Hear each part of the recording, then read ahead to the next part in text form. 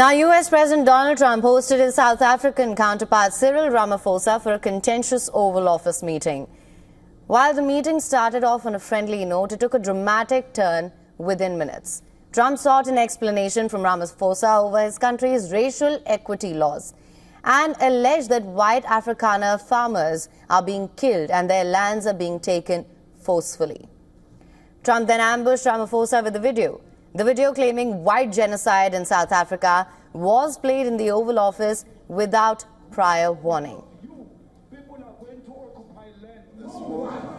We don't care. We can do whatever you want to do. Who are you to tell us whether we can occupy land or not? How can we withdraw my membership from this useless parliament? Yes, honorable member. Must never be scared to kill. A revolution demands that at some point there must be killing, because the killing is part of a revolutionary act. Ramaphosa tried to explain that there was no attack on white Afrikaners exclusively and that crime is a major problem in the country that affects all. Urging for calm, diplomatic discussion, he said, and I'm quoting here, "We were taught by Mandela to talk through problems."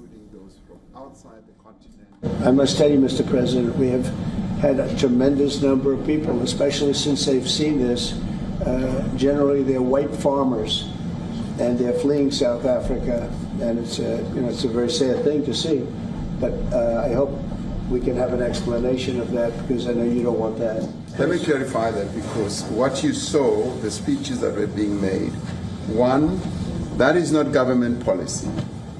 We have a multi-party democracy in South Africa that allows people to express themselves, political parties to adhere to various policies, and in many cases, or in some cases, those policies. The South African leader had arrived hoping to reset strained ties with top golfers and billionaire John Rupert in tow to impress the golf-loving US president. But Trump's focus remained on land laws and alleged discrimination against white South Africans. His billionaire ally, Elon Musk, who joined the meeting, has also criticized South Africa's black empowerment policies. Ramaphosa rejected claims of genocide, insisting land reform is about justice, not revenge. South African officials say most murder victims are black men in urban areas, not white farmers. The issue of whether what he terms as genocide can be equated to the struggle.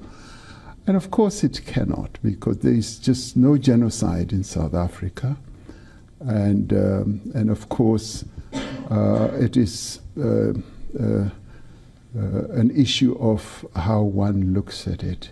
As they say sometimes, the shape of the mountain depends on which point or which direction you are looking at it. And in this case, we cannot equate what is alleged to be genocide to what we went through in the struggle, because people were killed because of the oppression that was taking place in our country.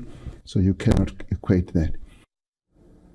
But despite the showdown, Ramaphosa insisted that his visit was a great success. After the meeting, Ramaphosa told journalists that he was positive that there would not be a further rupture in US-South Africa relations. So I was rather pleased that there's a firm agreement and undertaking that we're going to continue engaging. So there's no disengagement. For us, that was one of the key outcomes that we had wanted. Now, the South African president added that he expects Trump to attend the Group of 20 summit in Johannesburg in November, despite the showdown at the White House. All right. For more on this, the correspondent Susan Tehrani has sent us this report from New York as well. Listen to this. Never a dull moment at this White House, notably in the Oval Office. President Donald Trump's meeting with his South African counterpart sent one clear message that the United States is not going to stay silent on difficult issues. In a bold move, President Trump raised concerns about land expropriations and the reported killing of white farmers, something most leaders have so far avoided speaking about with the South African leader. By doing so, he underscored his commitment to property rights on the one hand and human rights on the other, even when it's politically sensitive. At the same time, Trump extended a hand on trade and investment and expressed his desire for stronger U.S.-Africa ties, one that it's built on fairness and mutual respect. At first, it appeared that the two leaders were getting along just fine, talking about foreign policy and even focusing on the sport of golf, President Trump's favorite sport.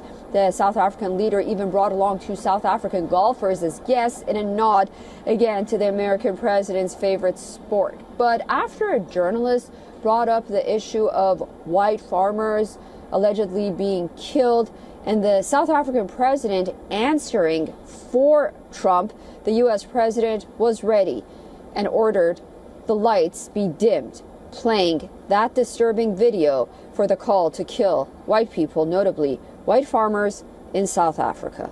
Susan Tehrani reporting from New York for WION World is One.